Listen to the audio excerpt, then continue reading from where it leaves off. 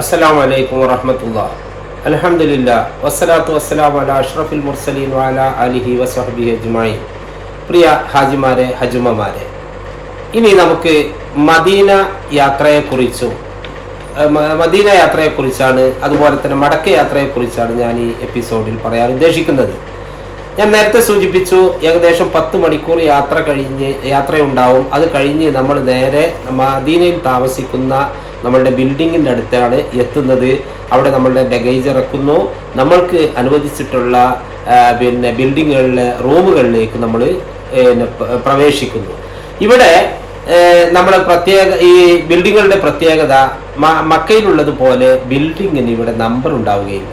മക്കയിൽ നമുക്ക് ബിൽഡിങ്ങിന് നമ്പറുണ്ട്, ഇവിടെ നമ്പർ ഉണ്ടാവുകയില്ല. അതിന് പേരാണ്, ഓരോ ബിൽഡിങ്ങിനും ഓരോ ഹോട്ടലിന്റെ പേരുണ്ടാകും. ആ പേരടങ്ങുന്ന അവിടേക്ക് എത്താനും ഉള്ള റൂട്ട്, അതായത് മസ്ജിദുൽ ഹറമിൽ നിന്ന് ആ ഹോട്ടലിലേക്ക് എത്താനുള്ള റൂട്ട് വരെ മാർക്ക് ചെയ്തിട്ടുള്ള വിസിറ്റിംഗ് കാർഡുകൾ ആ ഹോട്ടലിന്റെ റിസപ്ഷനിൽ നമുക്ക് ലഭിക്കും. അത് ഓരോരുത്തരും കൈവശം വെക്കല് വളരെ നല്ലതാണ്. അഥവാ നമ്മൾ വഴിതെറ്റിപ്പോയാൽ തിരിച്ച് നമ്മുടെ റൂമിലെത്താൻ അത് സഹായിക്കും. ഇനി റൂമിലെത്തിയതിനു ശേഷം ആദ്യം എത്തിയതിനു ശേഷം അവിടെ വിശ്രമിക്കുക. കുറെ നേരത്തെ യാത്ര കഴിഞ്ഞ് എത്തിയതാണ്. അത് കഴിഞ്ഞ് നമ്മൾ നേരെ ഹറമിലേക്ക്, മസ്ജിദുൽ നബവിയിലേക്ക് പുറപ്പെടുക. പോകുമ്പോൾ നമ്മളെ റൂട്ട് മനസ്സിലാക്കുക. സാധാരണ നമ്മൾ അപരിചിതമായ ഒരു സ്ഥലത്ത് എത്തുമ്പോൾ, ഒരു സ്ഥലത്തേക്ക് പോകുന്ന സമയത്ത് നമ്മൾ വഴി തെറ്റാതിരിക്കാൻ നമ്മൾ നോക്കുന്നത് പോലെ, സ്ഥലം അടയാളപ്പെടുത്തുന്നത് പോലെ അടയാളപ്പെടുത്തിയിട്ട് നമ്മൾ പോവുക. നമ്മൾ വിശാലമായിട്ടുള്ള ആ മദീന പള്ളിയുടെ, മസ്ജിദുൽ നബവിയുടെ ആ മുറ്റത്തേക്കാണ് നമ്മൾ പ്രവേശിക്കുന്നത്. നമ്മൾക്കറിയാം, മദീനയിലെ ഹജ്ജിന്റെ യാതൊരു കർമ്മങ്ങളും ഇല്ല. അതെല്ലാവർക്കും അറിയുന്ന സംഗതിയാണ്. ഹജ്ജുമായി ബന്ധപ്പെട്ട ഒരു കർമ്മങ്ങളും മദീനയിലില്ല. പക്ഷേ നമുക്ക് മുസ്ലിങ്ങൾക്ക് തീർത്ഥാടനം അനുവദിച്ചിട്ടുള്ള 3 പള്ളികളാണുള്ളത്. ഒന്ന് മസ്ജിദുൽ ഹറം, മക്കയിലെ മസ്ജിദുൽ ഹറം. രണ്ടാമത്തത് നബി കരീം സല്ലല്ലാഹു അലൈഹി വസല്ലമ തങ്ങൾ മക്കയിൽ നിന്ന് ഹിജ്റ പോയി മദീനയിലെത്തി നിർമ്മിച്ച മസ്ജിദുൽ നബവി. മൂന്നാമത്തത് നമ്മളുടെ മസ്ജിദുൽ അഖ്സ. ഈ 3 പള്ളികളിലേക്കാണ് നമുക്ക് തീർത്ഥാടനം അനുവദിച്ചിട്ടുള്ളത്. അതുകൊണ്ട് തന്നെ നമ്മൾക്ക് മദീന പള്ളിയിലേക്ക് തീർത്ഥാടനം നടത്താവുന്നതാണ്. അതുപോലെ തന്നെ നമ്മൾ മനസ്സിലാക്കേണ്ടത്, നമ്മളെല്ലാവരും വളരെയധികം സ്നേഹിക്കുന്ന, നമ്മളെല്ലാവരും വളരെയധികം ആദരിക്കുന്ന ബഹുമാന്യനായ നമ്മളുടെ മുത്ത് മുഹമ്മദ് മുസ്തഫ സല്ലല്ലാഹു അലൈഹി വസല്ലമ തങ്ങൾ ഹിജ്റ വന്നതിന് ശേഷം മരണം വരെ ജീവിച്ച മണ്ണാണ് മദീന പട്ടണം എന്ന് പറയുന്നത്. നബി കരീം സല്ലല്ലാഹു അലൈഹി വസല്ലമ വഫാത്തായത് അവിടെയാണ് നബി കരീം സല്ലല്ലാഹു അലൈഹി വസല്ലമ തങ്ങളെ ഖബറടക്കിയിട്ടുള്ളത്. അവിടെ തന്നെയാണ് ഖുലഫാഉർ റാഷിദീങ്ങളായിട്ടുള്ള അബൂബക്കർ സിദ്ദീഖ് റളിയല്ലാഹു അൻഹു, അതുപോലെ തന്നെ ഉമർ ഇബ്നു ഖത്താബ് റളിയല്ലാഹു അൻഹു എന്നിവരുടെ ഖബറുകളും നബി കരീം സല്ലല്ലാഹു അലൈഹി വസല്ലമയുടെ ഖബറിനോട് ചേർന്നാണ് സ്ഥിതി ചെയ്യുന്നത്. ഇതൊക്കെ സന്ദർശിക്കുന്നത് സുന്നത്തായ കാര്യമാണ്. അതുപോലെ തന്നെ മസ്ജിദ് നബവിയിൽ നമുക്കറിയാം ഒരു പ്രത്യേക സ്ഥലമുണ്ട്.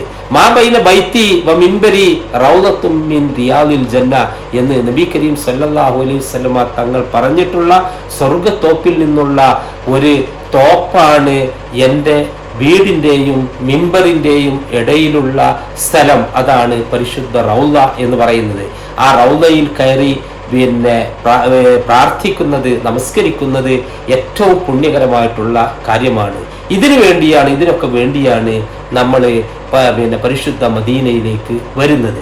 അങ്ങനെ നമ്മൾ താമസ സ്ഥലത്തിൽ നിന്ന് മദീന പള്ളിയിലേക്ക് പുറപ്പെടുന്നു. നമസ്കാര സമയമാകുമ്പോൾ അങ്ങനെ കൂട്ടമായിട്ട് നമ്മൾ അവിടേക്ക് വരുന്നു. ഈ മദീന പള്ളിയുടെ മുറ്റത്തിന് ചുറ്റുമായിട്ട് മതിലുണ്ട്. ആ മതിലിൽ ഗേറ്റുകളുണ്ട്. അവിടേക്ക് പ്രവേശിക്കുന്ന ആ ഗേറ്റുകൾക്കൊക്കെ നമ്പറുണ്ട്. നമ്മൾ പ്രവേശിക്കുമ്പോൾ ഏത് ഗേറ്റിലൂടെ, ഏത് നമ്പർ ഗേറ്റിലൂടെയാണ് മുറ്റത്തേക്ക് പ്രവേശിക്കുന്നത് എന്ന് നോക്കുക. അങ്ങനെ മുറ്റത്തെ ചെറിയ ചെറിയ വീടുകൾ പോലെയുള്ള, ഒരു കമാനങ്ങൾ പോലെയുള്ള സംഗതികൾ കാണാൻ സാധിക്കും. ഇതെന്താണ്? അത് ഒന്നുകിൽ ടോയ്ലറ്റിലേക്കുള്ള കവാടങ്ങൾ, പ്രവേശന കവാടങ്ങളാണ്. അതല്ലെങ്കിൽ കാർ പാർക്കിങ്ങിലേക്കുള്ള പ്രവേശന കവാടങ്ങളാണ്. ഇതിലൊക്കെ തന്നെ നമ്പറുണ്ട്. ഇത് ഞാൻ പറയുന്നത് എന്തിനാന്ന് വെച്ചാൽ, മദീന പള്ളിയിലെ പ്രവേശനം എന്ന് പറയുന്നത് പുരുഷന്മാർക്കും സ്ത്രീകൾക്കും പ്രത്യേക ഭാഗത്തു കൂടെയാണ്. മസ്ജിദുൽ ഹറമിലെ മക്കയിലെ പള്ളിയിൽ അങ്ങനെയല്ല. ഏത് ഭാഗത്തുകൂടെയും സ്ത്രീകൾക്ക് റെസ്ട്രിക്ഷൻ ഉണ്ടെങ്കിൽ പോലും ഏത് ഭാഗത്തുകൂടെയും അതിൽ സ്ത്രീകളും പുരുഷന്മാരും പ്രവേശിക്കാറുണ്ട്. ഇവിടെ അങ്ങനെയല്ല, സ്ത്രീകൾക്ക് മാത്രമായിട്ട് പ്രത്യേക നമസ്കാര സ്ഥലമാണ്, പ്രവേശന കവാടമുണ്ട്. അതുകൊണ്ട് തന്നെ നമ്മളുടെ കൂട്ടത്തിൽ സ്ത്രീകൾ ഉണ്ടെങ്കിൽ, അനിയല്ല പുരുഷന്മാരാണെങ്കിൽ പോലും നമസ്കാരം കഴിഞ്ഞ് തിരിച്ചു പോരുമ്പോൾ നമ്മൾ ഒത്തുകൂടേണ്ട സ്ഥലം നിർണയിക്കുന്നത് ഈ മുറ്റത്തുള്ള ഈ ടോയ്ലറ്റിലേക്കോ അല്ലെങ്കിൽ പാർക്കിങ്ങിലേക്കോ ഉള്ള പ്രവേശന കവാടത്തിൽ ഇത്ര നമ്പർ പാർക്കിങ്ങിന്റെ അവിടെ അല്ലെങ്കിൽ ഇത്ര നമ്പർ ടോയ്ലറ്റിന്റെ കവാടത്തിന്റെ അവിടെ ഉണ്ടാവും എന്ന് പറഞ്ഞു കഴിഞ്ഞാൽ വളരെയധികം സൗകര്യമാണ്. അങ്ങനെ നമ്മൾ മദീന പള്ളിയിലേക്ക് പ്രവേശിക്കുമ്പോൾ വാതിലിന്റെ നമ്പറോ പേരോ ഓർത്തു വെക്കുക. അങ്ങനെ ഉള്ളിലേക്ക് പ്രവേശിക്കുന്നു. നേരത്തെ പറഞ്ഞതുപോലെ പള്ളിയിൽ പ്രവേശിക്കുമ്പോൾ നമ്മളുടെ ചെരുപ്പ് സൂക്ഷിക്കുന്നത് ഒരു കീസിൽ സൂക്ഷിക്കുക, എന്നിട്ട് അവിടെ ഷൂറാക്കിൽ വെക്കാം. അതല്ലെങ്കിൽ നമസ്കരിക്കുന്ന സ്ഥലത്തിന്റെ തൊട്ടടുത്ത് തന്നെ നമ്മൾക്കത് വെക്കാവുന്നതാണ്. അങ്ങനെ നമസ്കരിക്കുക. അത് കഴിഞ്ഞ് നമുക്ക് റൗദയിലേക്ക് പ്രവേശനം എന്ന് പറഞ്ഞാൽ ഒരാൾക്ക് ഒരു പ്രാവശ്യം മാത്രമേ ഉണ്ടാവുകയുള്ളൂ. അതിന് നുസുക്ക് എന്ന് പറയുന്ന ഒരു ആപ്പ് ഉണ്ട്. ആ ആപ്പിൽ കയറി രജിസ്റ്റർ ചെയ്യണം. ആ രജിസ്റ്റർ ചെയ്തിട്ട് നമ്മൾക്ക് കിട്ടുന്ന സമയത്ത് മാത്രമേ നമ്മൾക്ക് അവിടെ പ്രവേശിക്കാൻ സാധിക്കുകയുള്ളൂ. അതിനൊക്കെ നിങ്ങൾക്ക് നിങ്ങളുടെ കൂടെയുള്ള വളണ്ടിയർ സഹായം ചെയ്യും എന്ന് കൂടി അറിയിക്കുന്നു. അങ്ങനെ നമ്മൾ അവസരം കിട്ടുമ്പോൾ ആ റൗദയിൽ പ്രവേശിക്കുക. ആ സമയം കഴിഞ്ഞാൽ തിരിച്ചു പോരുക. അതിനിടക്ക് നമസ്കരിക്കുകയും അതുപോലെ തന്നെ പ്രാർത്ഥിക്കുകയും ദിക്ർ ചൊല്ലുകയും ഖുർആൻ ഓതുകയും നമ്മൾക്ക് ചെയ്യാവുന്നതാണ്. ഇനി നമ്മൾക്ക് നബി കരീം സല്ലല്ലാഹു അലൈഹി വസല്ലമ തങ്ങൾ അന്ത്യവിശ്രമം കൊള്ളുന്ന ആ പരിശുദ്ധ കബറിടം സന്ദർശിക്കാവുന്നതാണ്. അവിടെ നേരെ കാണുമ്പോൾ ആ കബർ ഇരിക്കുന്ന സ്ഥലം കാണുമ്പോൾ അത് നമുക്ക് കബറൊന്നും കാണുകയില്ല. ആ ഭാഗത്ത് എഴുതി വെച്ചിട്ടുണ്ടാവും അവിടെ അസ്സലാമു അലൈക്കും യാ റസൂലുള്ള എന്ന് ചൊല്ലുക. നബി കരീം സല്ലല്ലാഹു അലൈഹി വസല്ലമ തങ്ങളുടെ കബറിടം കഴിഞ്ഞാൽ തൊട്ടടുത്ത് തന്നെയാണ് അബൂബക്കർ സിദ്ദീഖ്, ഒന്നാം ഖലീഫ അബൂബക്കർ സിദ്ദീഖ് റളിയല്ലാഹു അൻഹുവിന്റെ കബർ. അത് കഴിഞ്ഞാൽ ഉമർ റളിയല്ലാഹുവിന്റെ കബർ. ഇവിടെയൊക്കെ നമ്മൾ സലാം ചൊല്ലുക, പുറത്തിറങ്ങുക. ഇത് തന്നെ നമ്മൾക്ക് ഇതോടുകൂടി നമ്മളുടെ ആ പ്രധാനപ്പെട്ട കർമ്മങ്ങളൊക്കെ കഴിഞ്ഞു, അല്ലെങ്കിൽ അവിടെ ചെയ്യാവുന്ന കാര്യങ്ങളൊക്കെ കഴിഞ്ഞു. പിന്നീട് നമ്മൾക്ക് ബാക്കിയുള്ള ദിവസങ്ങളിൽ ഹറമിൽ ഈ മസ്ജിദ് നബവിയില് നമ്മൾക്ക് നമസ്കരിക്കാം. ആ സമയത്ത് വന്ന് നമസ്കരിക്കാൻ നമ്മൾക്കറിയാം. മസ്ജിദുൽ ഹറമിനെ കഴിച്ചാല് അല്ലെങ്കിൽ അത് കഴിച്ചാല് ബാക്കി ലോകത്തുള്ള പള്ളികളെക്കാൾ 1000 മടങ്ങ് പ്രതിഫലമാണ് മസ്ജിദുൽ നബവിയിലുള്ള പ്രാർത്ഥനകൾക്ക് എന്ന് നമ്മൾക്ക് എല്ലാവർക്കും അറിയാം. അതുകൊണ്ട് തന്നെ ഒരു ജമാഅത്തും നഷ്ടപ്പെടുത്താതെ ഒരു നമസ്കാരവും പള്ളിയിൽ വെച്ചല്ലാതെ നമസ്കരിക്കരുത്. കാരണം അത്രയധികം കൂലിയാണ് നമ്മൾക്കുള്ളത്. കഴിയുന്നത്ര നേരത്തെ നമ്മൾ മസ്ജിദുൽ ഹറമിൽ കഴിച്ചു കൂട്ടിയതുപോലെ തന്നെ കഴിയുന്നത്ര മസ്ജിദുൽ നബവിയിൽ കഴിച്ചു കൂട്ടുക. മസ്ജിദുൽ നബവി എന്ന് പറയുന്നത് വളരെ ഭംഗിയുള്ള ഒരു പള്ളിയാണ്. നമ്മള് മസ്ജിദുൽ ഹറമിനെ ഇത് ആക്കുകയല്ല.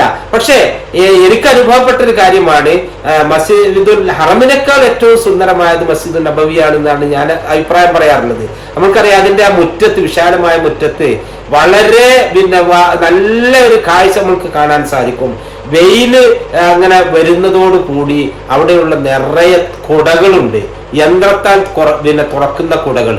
അതിങ്ങനെ ഒന്നിച്ചിങ്ങനെ തുറക്കുന്നത് കാണാൻ വളരെ ഭംഗിയാണ്. അതുപോലെ തന്നെ വെയിലിങ്ങനെ പോകുന്നതോട് കൂടി ആ കുടകളൊക്കെ ഇങ്ങനെ അടയുകയും ചെയ്യും. അതൊക്കെ നല്ലൊരു കാഴ്ചയാണ്. അങ്ങനെ മസ്ജിദുൽ നബവിയുടെ ആ ഭംഗിയൊക്കെ നമ്മൾക്ക് ആസ്വദിക്കാവുന്നതാണ്.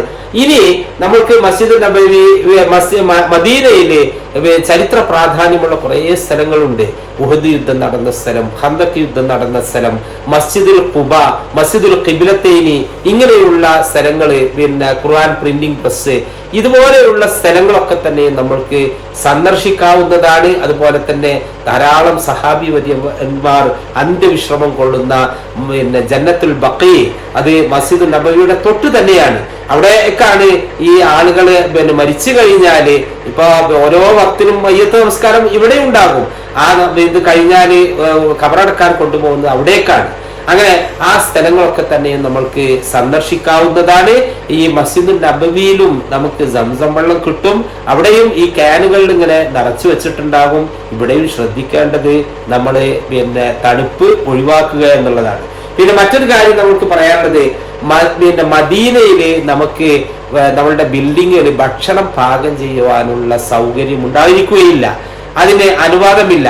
നമ്മൾക്ക് മിക്കവാറും മർക്കസിയ ഏരിയയിലുള്ള ബിൽഡിങ്ങുകളിലായിരിക്കും താമസം ഉണ്ടാവുക. മർക്കസിയ ഏരിയ എന്ന് പറയുന്നത് പിന്നെ ഏകദേശം ഒരു 1/2 കിലോമീറ്റർ 500 മീറ്റർ ചുറ്റളവിലുള്ള നല്ല പിന്നെ സ്റ്റാർ ബിൽഡിങ്ങുകളാണ്, ഹോട്ടലുകളാണുള്ളത്. അവിടെ ഭക്ഷണം പാകം ചെയ്യാൻ അനുവാദമില്ല. പക്ഷേ നമുക്ക് പുറത്ത് നല്ല ഭക്ഷണം കിട്ടുന്ന ധാരാളം ഹോട്ടലുകളുണ്ട്. അത് അവിടെ പോയാണ് നമ്മൾക്ക് ഭക്ഷണം കഴിക്കാവുന്നതാണ് എന്ന് കൂടി ഉണർത്തുന്നു. ഇനി സാധാരണയായിട്ട് ഇപ്പോ പിന്നെ അവിടെ ചൂട് കാലാവസ്ഥയാണ്. പക്ഷേ മദീനയിൽ ചിലപ്പോൾ തണുപ്പ് അനുഭവപ്പെടാറുണ്ട്. അവിടുത്തെ കാലാവസ്ഥ ചിലപ്പോൾ ചേഞ്ച് ചെയ്യാറുണ്ട്. അപ്പോൾ തണുപ്പിനുള്ള വസ്ത്രം നമ്മൾ കരുതുന്നത് നല്ലതാണ്. അഥവാ തണുപ്പുണ്ടെങ്കിൽ ആ വസ്ത്രങ്ങൾ ധരിച്ച് മാത്രമേ നമ്മൾ പുറത്ത് ഇറങ്ങാൻ പാടുള്ളൂ. ഇനി നമ്മൾക്ക് പിന്നെ അറിയിപ്പ് ലഭിക്കുന്നതിനനുസരിച്ച് നമ്മളുടെ മടക്കയാത്രക്ക് വേണ്ടി നമ്മൾ തയ്യാറാവേണ്ടതുണ്ട്. മടക്കയാത്ര എന്നാണ് എന്നുള്ളത് ഇവിടുന്ന് പോകുമ്പോൾ തന്നെ നമ്മൾക്കറിയാം. അതിന് 2 ദിവസം മുമ്പ് നിങ്ങളുടെ ലഗേജുകളൊക്കെ തന്നെ എയർലൈൻസുകാർ നിങ്ങളുടെ ബിൽഡിങ്ങുകളിൽ വെച്ചിട്ട് പിന്നെ പോകും.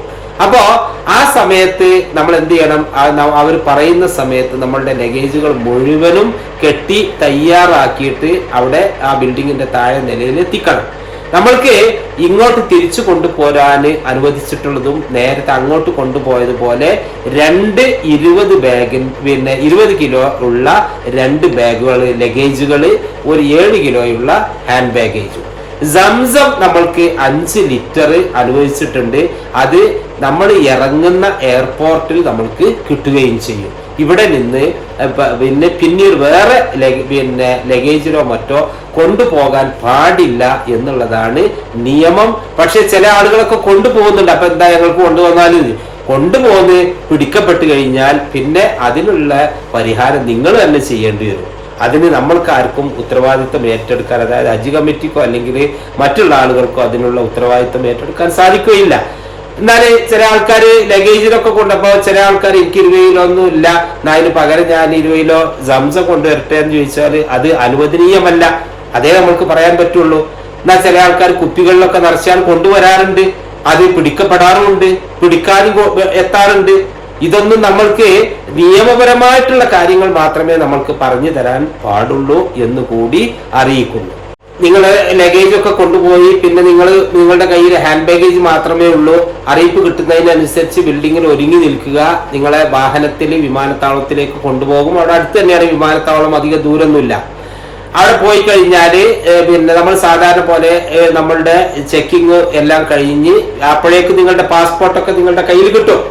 ആ പിന്നെ പാസ്പോർട്ടുമായി വിമാനത്താവളത്തിൽ സാധാരണ ഇവിടെ നിന്ന് പോയ പോലെ തന്നെ ചെക്കിങ്ങും കാര്യങ്ങളൊക്കെ കഴിഞ്ഞ് വിമാനത്തിൽ കയറുക.